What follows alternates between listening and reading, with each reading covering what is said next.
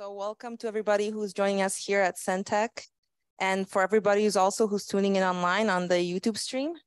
Glad to have you here.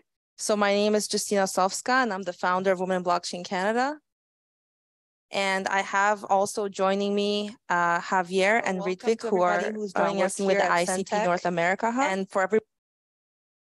And they will be also coming in to help me out with the presentation for the more technical aspects and also describing you what the hub is doing.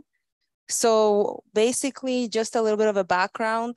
Well, I think you know why you're here. We're going to talk about the Internet Computer Protocol. And I'm going to give you a bit of background also on my organization and those who I'm collaborating with. So the reason I founded Women Blockchain Canada in 2018 is because I went to a conference and there was not a lot of women who were at that conference. So I had the idea to make sure that we had more inclusion in the space.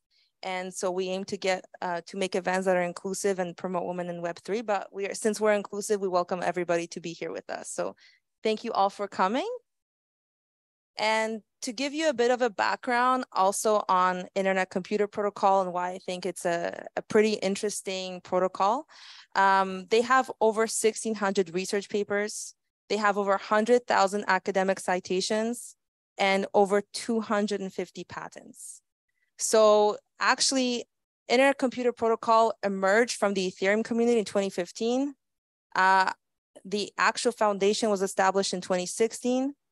In 2021, that's when they launched their Genesis block of their blockchain.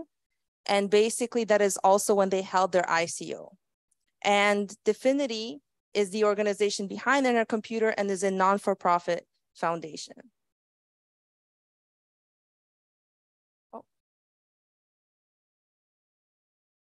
So in order for me to get into Internet Computer Protocol, I first want to talk about sort of the evolution of blockchain. So we first start with Bitcoin. So Bitcoin was started as an immutable ledger, has a lot of amazing features that I think a lot of you in the room may know about. But for those who don't, let me give you a little bit of a reminder. It's transparent, it's decentralized, it's censorship resistant. And it allowed for people basically to be able to transact peer-to-peer without having the use of a third party. And Ethereum took that idea to another level by allowing for people to launch decentralized applications on their protocol. And that was a huge milestone because then people could start building all kinds of applications for people to interact peer-to-peer and issuing tokens and so on.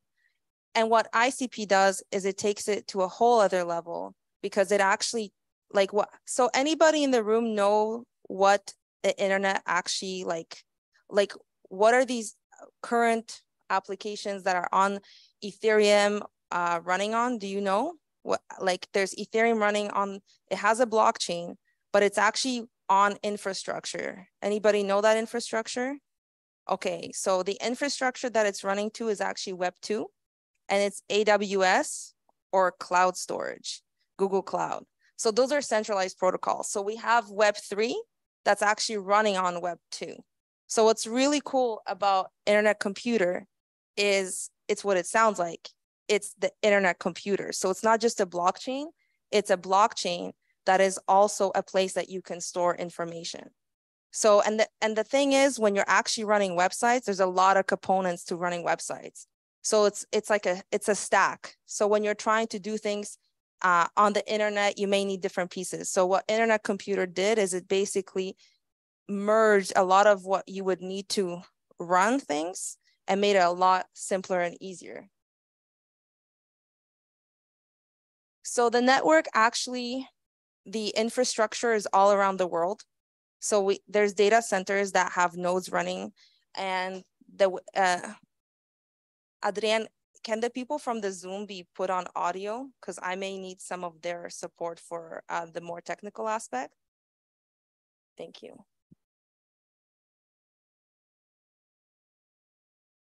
Ritvik? Thank you. Yep. Hey, Justina. Hey, Ritvik. So can you say hi to everybody? Hello, everyone. My name is Ritvik. I'm a tech advisor at ICP Hub North America. Excellent. So yeah, I'm just displaying for them how the network is running and all about, giving them an overview of the data centers. And I would like for you to just kind of elaborate a little bit on that.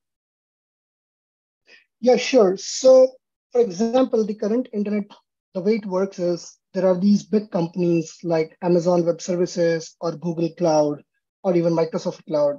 Most of the internet resides in their infrastructure. They have like big data centers as a data center farm, and almost 80 to 90% of the websites resides and are in the control of this big data centers. Now, when it comes to internet computer, the servers are owned by individuals and small companies. It's not like Definitive Foundation has basically their own data center and they have like thousands of servers there. So what you see on this slide is the whole network of the internet computer as of today. And you could see all these blue circles. These are owned by initial supporters of internet computer. These could be individuals or small companies who have decided to buy servers by themselves, and then they have basically put these servers on the internet computer network. And then you guys will see there are like many small green dots. These are the upcoming places geographically where more and more servers will pop up. And this will add to the decentralization of the internet computer protocol as a network itself. Justina, back to you. Thanks, Ritvik. So has anybody in the room bridged funds from one blockchain to another? Okay, so currently what happens is when you're trying to move money from one blockchain to another, it's not always easy. Sometimes you may have to use a bridge. So that means there could be security issues. And the thing that also ICP did is they created a direct way for their smart contracts to interact with Bitcoin. So the Bitcoin ledger. Ritvik, do you want to add anything to what I stated about that? Yeah, so the way it works is, so let's say if anybody wants to trade Bitcoin on the Ethereum network, what they'll have to do is they'll have to either go to a centralized exchange like Binance or Coinbase, and they'll have to buy the Ethereum version of Bitcoin. So it's essentially a wrapped token, and the token is only understood by the Ethereum protocol. And that way, if you have to trade that wrapped Bitcoin against Ethereum, you need that wrapped Bitcoin. Same thing happen on every other blockchain, whether it be Solana or Tron or any other flagship blockchains which are out there in the market. But it works a little differently on the Internet Computer Protocol. So Internet Computer Protocol smart contracts, we call them canisters here, they have the capability to hold the private keys of a Bitcoin wallet. So when you basically trade a Bitcoin against ICP, what you're doing is you're essentially exchanging your real Bitcoin against Internet Computer Protocol token. So there is no wrapped version of the Bitcoin token which you'll be using on the Internet Computer Protocol.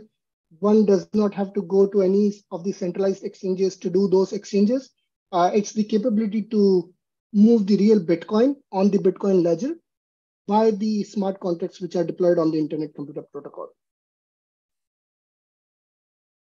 Excellent. Thank you so much for that. And has anybody in the room ever used MetaMask? Okay, excellent. And so one of the things that MetaMask does for most of the time that you're interacting with the decentralized applications, you're going to be paying high gas fees. Whereas actually ICP has a reverse gas fee model. So what that means is like as a user who's going to go and interact with the different websites, with the different applications, you're not actually paying for those interactions because the way that it works is that in the back end, who's really paying for running those applications are the companies who are actually running those applications to have the canisters running on ICP. So Ritvik, I have a question for you. Are there times when the user does have to pay for anything on ICP? So in order to interact with the Internet Computer Protocol blockchain, one does not need to pay anything. It will be only the point when you want to, let's say, trade your coins here and there. That way you'll have to fund your wallets.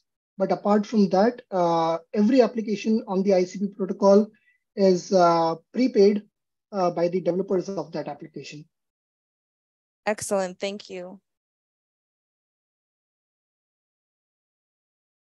And when it comes to cost on the blockchain, so by the way, if anybody was to run a gigabyte of data Well, what you're getting for $5 in ICP is an entire gig of data for a whole year. Whereas if you're going to try to do the same thing on Ethereum, just to give you an idea, you only get 44 bytes of data. So if you look on the screen, you can see that basically for the cost per dollar on ICP, it's like 214 million bytes of data compared to 44 on Ethereum. That means the cost per interaction is like what it says on the screen, 0.0000, and you can see that it's, you know, many zeros and then 536. So that's actually what's amazing. It's allowing the blockchain form of storage to compete with companies like AWS, to compete with Google Cloud, because no other blockchain can actually do that at this point in time. It's too expensive because of the way that they're run.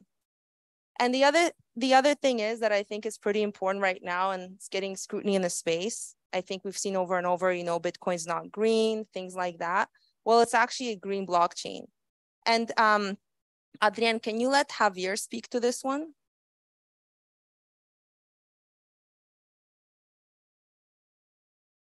Yeah, hello everyone. Yes, I'm Javier, the founder of the ICP Hub North America. Yeah, this is just like an initiative taken by the Definitive Foundation, also with Carbon Crowd, because they think, and it's true, that now in the different blockchain industry, there are like no transparency in terms of how much energy cost the nodes and also the blockchain in general. And they created like the proof of green between Carbon Crowd and Definitive Foundation.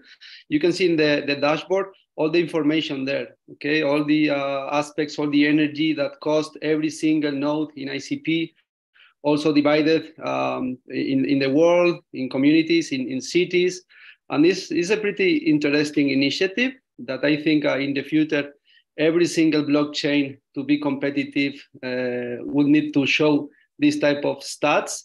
And this is just the beginning. The idea is like improve even more in the future all the stats. But I think it's a pretty interesting way to show the transparency in terms of cost of energy.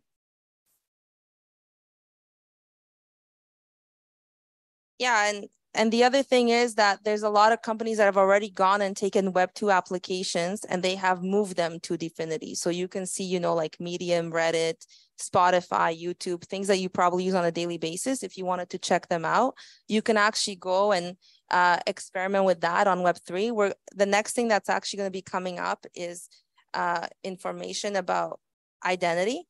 So I don't know if you guys are aware, but identity theft is a pretty big problem today. Just last year, $43 billion were lost because of identity theft in the United States. And the people that it actually affects the most are the economically disadvantaged. So it's a pretty sad thing. And one of the things that, you know, even for myself, I can tell you I've been affected by fraud on the internet. So, I mean, it speaks home to me. And so what I'm going to do now is go through creating an online identity and what it's like. The other thing that it does. So I'll just explain to you what happens on other blockchains. So let's say you interact with a smart contract on Ethereum, right? You go to Uniswap, you want to trade some Ethereum to USDT, you open up a smart contract and it'll start saying, okay, you're going to do this. Do you allow us to use USDT? You make a signature. But the problem is now if you go into another website, you just enable the maximum. So you just open up yourself to a security problem. The thing is that ICP does when you're actually using your inner identity, every single time you're going and interacting with a website, you get a new identity. So they can't trace that back to you. So just because you made a vulnerability on one page, that vulnerability doesn't transfer with you to another page. So your security issue doesn't go with you. And before I go into creating this, another point I'll mention is current internet means like whenever you want to protect yourself in a form of security, you have to have a firewall. You have to do things to like prevent an attacker from coming to you. Because this is running on a blockchain and it's the internet on a blockchain, you don't even have to do that. But anyway, so let's go to creating the internet identity. It's very similar to creating a wallet. It's basically, it'll be a very quick process. So Adrian, can you allow me to screen share? I'm just gonna do a quick live demo and then we'll get into the ICP Hub. So basically, for those who want to experiment with it, you can scan the QR code on the screen. If you want to be adventurous, if you don't, it's totally fine. But if you want to go along with me, so I'm going to click create new, and it's going to tell me that it's going to create a passkey, which is going to be unique to me. I'm going to authenticate and allow it to link to my, my fingerprint on my computer. I already have an internet identity, but this is my other one that I'm creating for the demonstration here.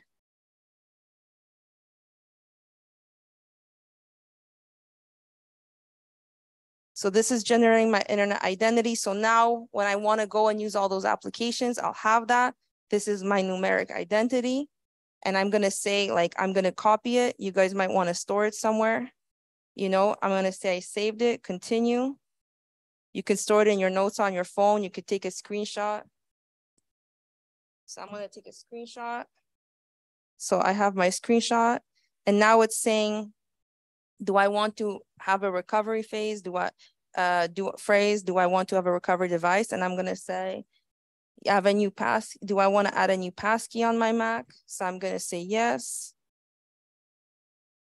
You'll see how simple it is. So for those who really want to start using this in real life, this is my passkey. Oh. And saying, is this a trusted device? Yes, so I'm going to go into creating my seed phrases.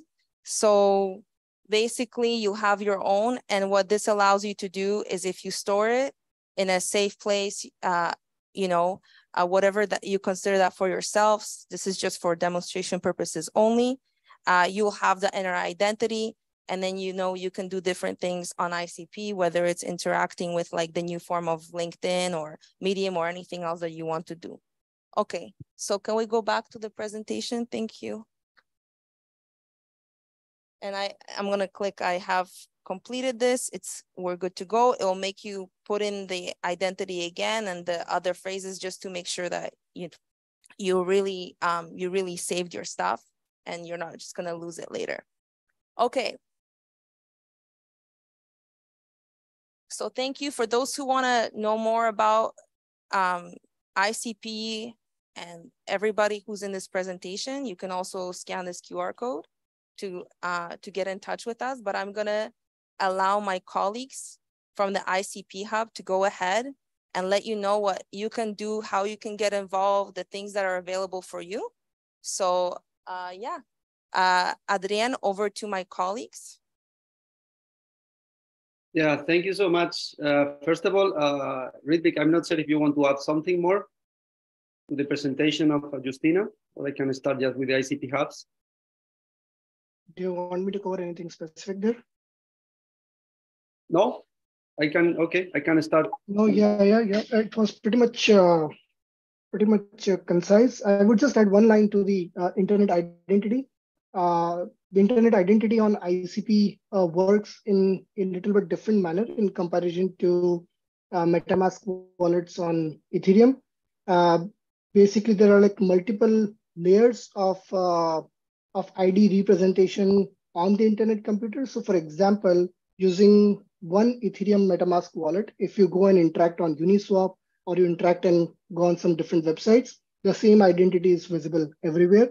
Whereas on internet identity, there is one core identity which is very private to you. And when you interact with that identity on various platforms, let's say the ICP version of LinkedIn or the ICP version of Medium, those websites see a different identity. So nobody can basically track what you as a user are doing on the whole internet computer protocol. Okay, thank you. Great. Nice. Yeah, let me introduce myself. I'm Javier Arroyo. I'm the ICP Hub North America co-founder. I work for the special projects at Definity Foundation as 1 year ago. And then after 9 months in the special projects team, they evolved to the ICP Hubs. The ICP Hubs is an initiative powered by the Definity Foundation because they are trying to spread the word and accelerate the mass adoption of internet computer all around the world. As Justina mentioned before, we have 250 people in the R&D department at the Definity Foundation, building the world computer, the core and the technology. But ICP honestly is pretty underrated. It's because the way that Definity and in general the internet computer community spread the word before is not the best, and we don't have too much people in general before working in the marketing side. Other blockchains maybe in terms of technology are worse, but in terms of marketing and these type of things are really good. And this is something like internet computer community in general are changing. The ICP Hubs is an amazing initiative. We have a lot of ICP Hubs all around the world. The idea is like a build locally to scale globally and spread the word about the internet computer. Yeah, next slide, please.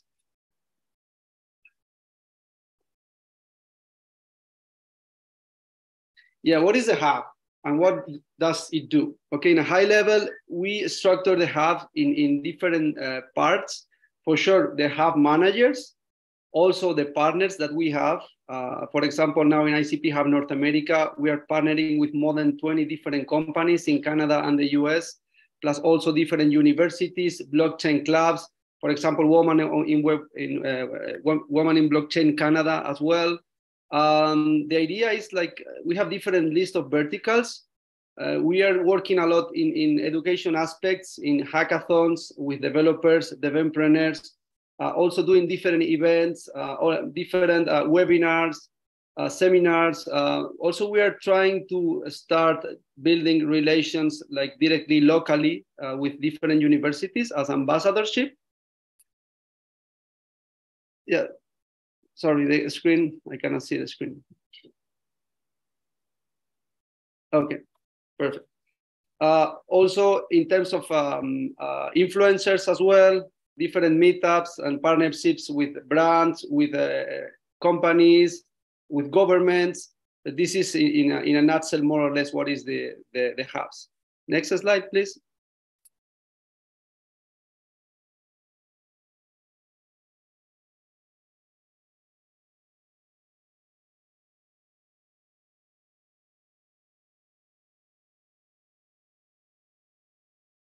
Yeah, Justina, please, you can go for the next slide. This one? Next one. Okay. Oh, back? This yeah, one? back. This one? Okay. Yeah, and I'm not certain if maybe it's another one before. Yeah, before, one more. Yeah, this one. This one? Okay. Yeah, this is more or less how it works, the ICP Hubs in terms of traction and how we can attract people for the ICP ecosystem. For sure, the idea is create content to evangelism and spread the word and create awareness about internet computer. As I mentioned before, we are talking now with more than 20 different universities and schools and colleges in Canada and the US. After the evangelism, the idea is funneled down with education through workshops, webinars, bootcamps, hackathons. We are organizing different courses with universities. Also, we will be there in Waterloo as well, in the Hacker North. We will be as well in the ETH Toronto next week. We have organized different events and meetups with Off-Chain in Boston, in San Francisco, in Toronto, in Vancouver. And yeah, this is more or less the idea of the ICP Hubs. After the education, the idea also is start with the incubation and acceleration, bringing projects from Web 2 to Web 3. And the best way is through the community grants and the developer grants that I explain you after. And for sure, the last step is launch directly. These projects launch on the ICP, and also maybe become a DAO in the future, and also receive fundings from investors and VCs. Next slide.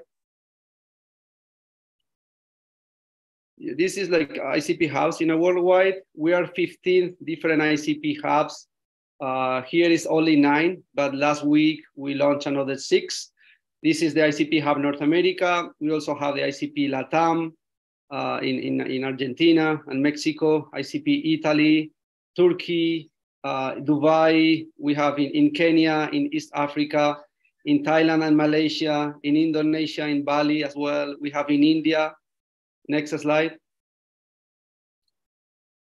Yeah, and we are growing a lot because also this initiative is pretty important for the Definity Foundation. As I mentioned you before, also last week we launched in South Korea, Philippines, West Africa, Singapore, Bulgaria, and Germany.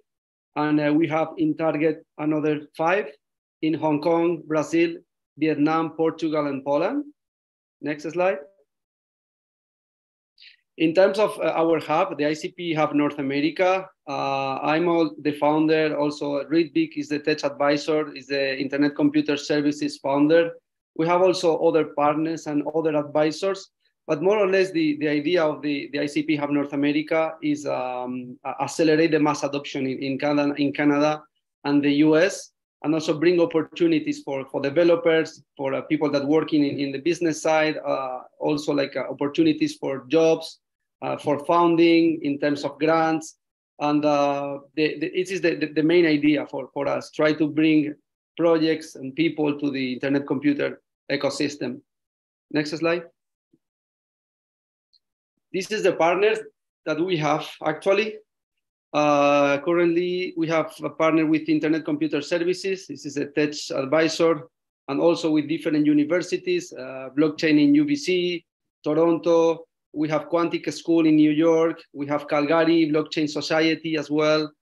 We are collaborating with other tech partnerships, for example, the Emergent Labs with schools, and also bring employments, Web3 employments to the students, for example, Academy Ventures.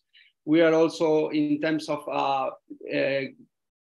events with off-chain, with Untraceable that they are organizing the ETH Toronto, Script3, also for PRs or Play Hives is a newsletters. And this is like just like a small portion, but now we are signing a lot of different partnerships in general in Blockchain North, also with the Canadian Blockchain Consortium and different universities in United States as well. Next slide. Again, as I mentioned before, the idea is accelerating the internet computer mass adoption in the US and Canada. Just to be in a perspective, the ICP Hub North America launched 2 months ago. We are the second cohort of this initiative. The first cohort started 6 months ago. We started just like 2 months ago, and this is just the beginning, and we are doing achieving great things, and this is just the beginning, as I mentioned. What is our main activities? In the first phase, we are focusing in create awareness. We are doing a lot of events, conferences, seminars, workshops, meetups in different cities in Canada and the US. The idea is also attract developers. We just launched a free course in TypeScript for beginners, for developers that just are starting their journey in blockchain. Also in Python as well, Rust for maybe for developers that have more experience. We are also attracting influencers through the community grants program, calls, PRs. We have a couple of hackathons organizing for September, and the incubator program. The idea is to start launching in October as well, and also doing like different pitching competitions. But this is more or less in an overview what is the activities that ICP Hub North America is doing. Next slide, please. And also, yeah, this is like important slide. This is the Definity Community Grants Program. I'd encourage you to scan the QR code, because this is like a huge opportunity for everyone, not only for developers. The community grants is focusing in 5 different verticals: in events, education, content, influencer, and innovator in residence. Innovator in residence is pretty new. It's like for small projects that want to build like a DApp or something like small, because they can also apply for the developer grant, but something like is pretty to deploy, and they don't need like a big or huge teams of developers to achieve it. And then the other ones, events, for sure is like organizing different events or hackathons. education, if you want to create like content or create like courses for developers or courses for in general, right? For talking about maybe metaverse, NFTs or tokenization, these type of things. Also, Definity Foundation support the guys that want to be part and bring value to the internet computer ecosystem. For sure, all the things related with content, if it's article, research papers, academia, is also pretty welcome. And influencers, even influencers, if you have a YouTube channel, a TikTok channel that you're talking about crypto and you want to be part of the ICP ecosystem, you can also apply for the grants. We have 3 levels for each grant. The levels are engage, inspire, and accelerate grants. The engage is $5,000 USDs. Inspire is $15,000, and accelerate is $25,000. We have in the website, if you scan the QR code, you have the handbook with all the information, and also you have the KPIs. The KPIs is the metrics to measure exactly how many users or followers you need for the influencer, or how many people you need to be attending the events. And based on these different metrics, you can apply for the Engage, Inspire, Accelerate grants, 5K, 15K, 25K. But this is really, really cool. The grants for everyone, not only for developers. And I encourage you to reach out to the ICP Hub North America, to me, to Ridvik, in our website or the Telegram group. And if you're interested and you think you can bring value to the internet computer, we are so happy to have a call with you and discuss the different initiatives that you can offer us. Next slide. This is just like an information about our next events. Today, the Centech for sure. And next week, we are in the ETH Toronto. We have now more than 300 registrations. We have a booth the 15th and also the 16th, an event during 4 hours with different projects on ICP, the biggest projects, also with a couple of engineers from the Definity Foundation to explain more about internet computer, to explain more about the community grants, the developer grants, and all the ecosystem that we have now. But yes, pretty cool event. If you are in Toronto next week, yeah, we can see you there and meet us, but it's really, really good event. And then we have in Seattle as well, the 29th of August, we have an event with Upchain in Seattle. And then we will be in Waterloo as well, in the Hacker North, in the hackathon there in Waterloo University. Next slide. And this is also like a nutshell for developers. We also have a developer grant program. It's like a huge initiative for the Definity Foundation. I think it's like now more than 2 years with these developer grants. We funded more than 50 different projects, and Definity invests more than $200 million in these developer grants. Next slide. Yeah, just in a glance, as I mentioned, total of 200 millions allocated for developers building on internet computer. Also now we launched the artificial intelligence grants as well, plus the female developer or founder grants.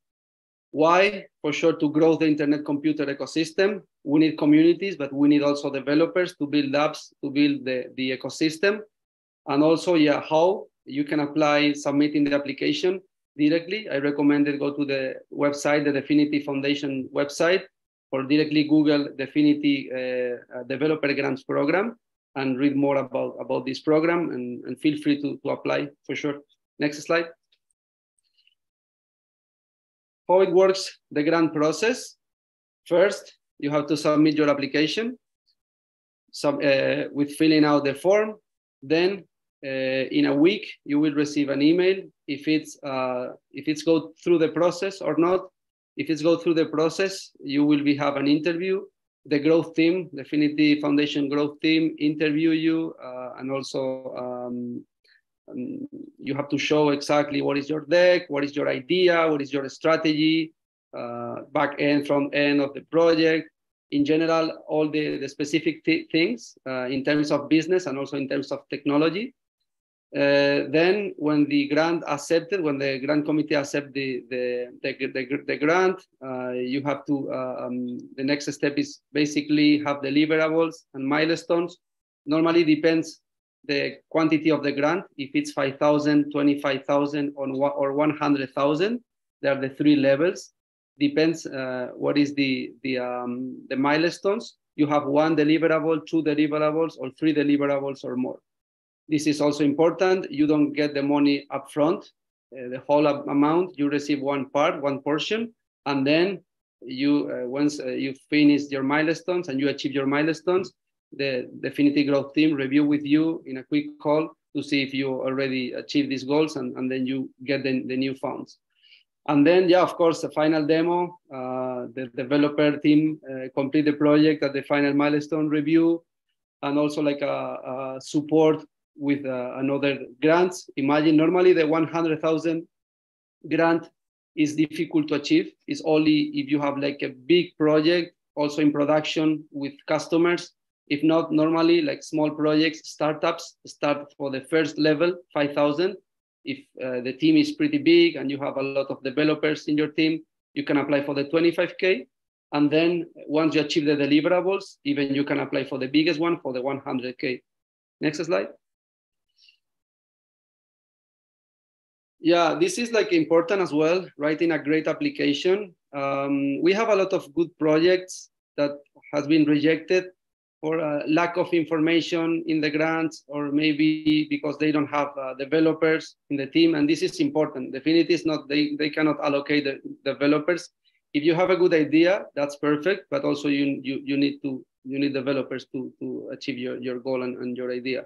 It's pretty important, be very clear about what you are building or how you want to build, what is the expected deliverables, also the milestones, technical deliverables for each milestone, and also who is the person behind the project, why you want to build this project, why are you passionate about, why you like internet computer as well, also the skills of your team, experiences, previous companies or previous business that you ran before. This is pretty important to the Definity, for the committee to see, like evaluate the grant if it's approved or not approved or rejected. Next slide. Yeah, again, as I mentioned before, grant size, we have three different levels: $5,000, $25,000, and 100,000. The first level is for small projects, for startups, typically tools, libraries, or POC. Also, it's like be completed within a couple of months. Then the second grant is 25,000. It's for mid projects, more than 3 months duration. It's typically like for dApps that are building tools, libraries, or developer productivity projects. The goal for sure is launch at the end of the grant. Normally it takes like 5 months, 6 months, or at least 3 months. And then 100,000 is usually projects with more traction and also that are in production and have testing before, that have a strong communities and clients. And normally they don't approve directly a grant for 100,000. Normally they apply for 5,000, the teams apply for 5,000, 25,000, and then they can go for the 100,000. Yeah. Next slide. Yes, what we don't support, the Definity Foundation, they don't support containing explicit content for sure, betting and gambling as well, and also NFT marketplaces, because they already supported a lot of different NFTs marketplaces. Rest of the activities, rest of the business, if the project is good, Definity is more than welcome to give grants for good projects, of course. Next slide. Also, you have more options for small projects. You can also get for bounties. You can click these different GitHubs, Definity grants. You can apply for bounties, also for the startups, and also the community grants that I explained before. But I encourage you to go to the definity.org. In the definity.org, you have all the information about the grants, about the developer grants, about the community grants. And yeah, we are more than welcome to sponsor your grant. We are not decision makers. The ICP Hub North America, we are not decision makers, but we have directly contact with the committee, the Definitive Foundation Committee, and we normally review the projects. The projects write a draft, and we can review the draft and see if it's possible to improve. We give feedback to the projects, and then once we are on the same page, once we think the project is cool, and also the application is already filled out properly, the teams submit the application. Again, we are not decision makers, but at least we can help through the process. Next slide. Yeah, that's all. Justina, over to you. Thank you, Javier, for that, and thank you, Ridvik. So for anybody in the room who has questions, we're opening the floor. So does anybody have any questions, anything you want to know about, anything you want us to add to?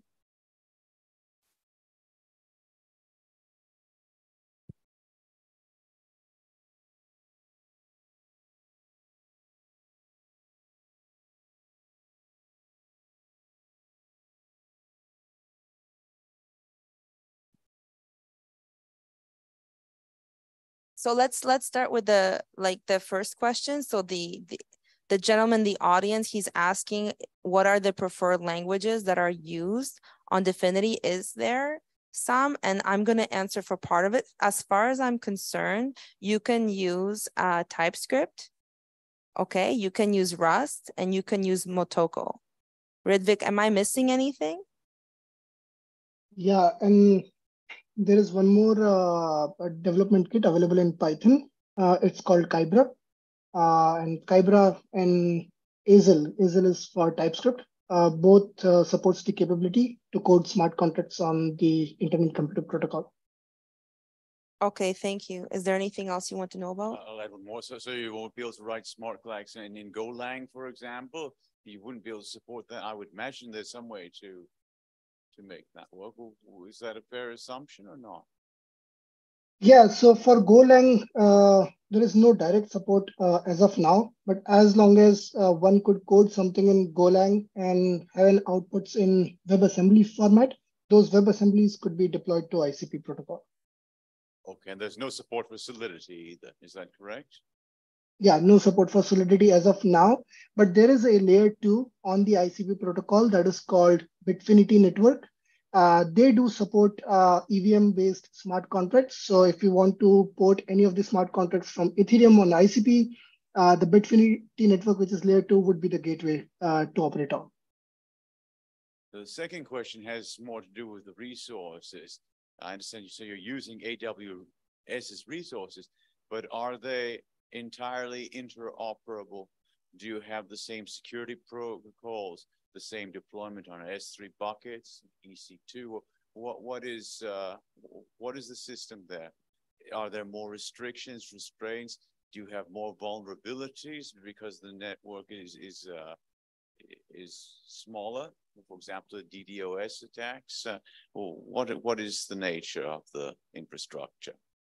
Yeah, so probably I misheard you. Internet Computer Protocol does not work on AWS. So Internet Computer Protocol is powered by individual node providers. So individuals like me, like you, we could basically buy servers from the market and be part of the network. But the security protocol is built well within the Internet Computer Protocol itself. So it's their own custom operating system, which runs on every machine across the world. And they all work in tandem with each other. So whatever happens, every machine executes the same thing. And it's a deterministic derivation of input going through a smart contract and what the output is coming. And once the consensus is achieved, that's basically written to the state machine. Now, to answer your other parts of the question, in terms of the DDoS and other network related security considerations. So DDoS protection is built within the Internet Computer OS itself. And every node machine which is running it, they have a very sound firewalls, and the rules are updated mostly on a weekly basis via proposals, which are like open to the community. Anybody could basically come in and provide a new proposal to improve more on the security side. But yeah, they regularly patch their OSs all across all the machines which are deployed across the globe. Very similar to how the improvement happens on the Ethereum network with Ethereum improvement proposals. Yeah, please. Thank you. Does anybody else have any questions? Go ahead. Justina, maybe we could share the Bitfinity, the layer 2 in Internet Computer. Maybe we can share after the presentation the website also about the Bitfinity Foundation, sorry, the Bitfinity project, and how they are allowed to run Ethereum in ICP through Solidity. Yeah, I think it would be great as well. So you want me to send a message to all the participants with those websites? Is that what you're saying? Yes. Okay, I can do that after. Yeah. And then what we can do too is I can give them the Telegram. If you can, the QR code for your Telegram group is in this presentation, right? Or no? If it's not, it's okay. I'll take care of that.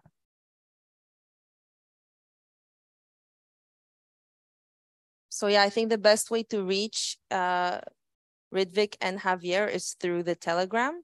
So after this, we'll distribute that. So go ahead. So first, thank you for this presentation. That was very interesting. I'm curious to learn more about the size of the current ecosystem, and you were talking a lot about like growing the ecosystem. So what are the current targets that you're setting for this year or the next few years? Yeah. So I'll let Javier go ahead and discuss that because they work more directly. Well, I'm partnered with them. So Javier, go ahead. Or Ridvik. Yeah, I can. Thank you so much. Yeah, I can add that in general, in Canada and the US, people don't know too much about Internet Computer. That's why it's a problem, right? Because the blockchain is really powerful, and the activities and all the ecosystem is growing every single day. The Internet Computer is just the world computer. It's just like an open internet. But then there are a lot of things behind the scenes. There are a lot of teams working in different projects in DeFi, projects in NFTs, projects that are supporting like technology on Internet Computer, social media. For example, we have Open Chat, we have Hot or Not, is like the decentralized version of TikTok and the decentralized version on WhatsApp. They raise funds like 5.5 million in just 5 hours, and is valuated at more than 25 million, these type of companies. Each project is different for sure, but we are supporting a lot. Whatever project you have, in terms of developers, is our main goal now, because for sure we need to have more services and more dApps on the space. But when I say like grow the community, also as Justina did before, is just like create an internet identity and interact with Discover, for example, that is a really cool social media, or with other dApps that we have. It's pretty important. And our idea now is focusing on users, focusing on developers, and focusing on teams, right? The mission of the hub works as a bridge between investors and projects. This is the main goal for us. But now in the first phase, the idea is like spread the word and have more developers involved, have more users involved to use the Internet Computer ecosystem, to use the dApps. But at the end of the day, we are trying to decentralize the internet totally. We are trying to be, we are not like Ethereum killers or Solana killers or whatever blockchain killers. We are more like trying to like be the Amazon Web Services killers, or try to like decentralize the full internet, right? And try to like the data and the information is for the users, not for the centralized corporations that they sell it to third parties, or they can manage whatever they want to do. This is more or less my opinion on that. But just to finish and to summarize, everyone is more than welcome to participate and to be part of the community. In our first phases, we just focusing more in developers and users for sure. And to add to what you're saying, something more? Well, I think to just let everybody in the room know, I'm planning to do a TypeScript event with Internet Computer, and also planning to do a hackathon later down the line, and to combine people from different backgrounds. So like we obviously need people who are from business and also people who are developers, because if you're going to build an application, you need a solid idea, you need to know what you want to do, how you're going to maybe market it down the line. And you also need people who build it out. So I think the point of we're going to conclude and have the networking is so you can meet people in the room who I know are building on different blockchains, and who are, you know, who can even connect you to other ecosystems. And now that you know this information is here, you can combine with these people and have your idea built out. You don't have to know anything. What you need to have is something that you want to do. I think that's the best way I can put it. So I just wanted to thank everybody again. I wanted to thank the ICP North America Hub. I want to thank Centech for having us here. I wanted to thank Centech DAO for helping us stream this from the metaverse. I really appreciate everybody who came out on this rainy Thursday afternoon at 5 p.m. So a big shout out to everybody, and especially Adrienne from Centech and Justin from Centech DAO, and also Jordi for helping me take the photos. So thank you everyone, and let's enjoy.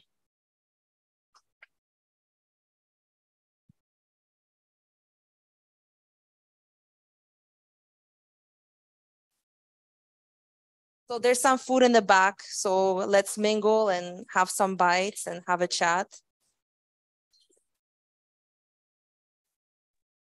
Yes, Bajia. Nice to meet you.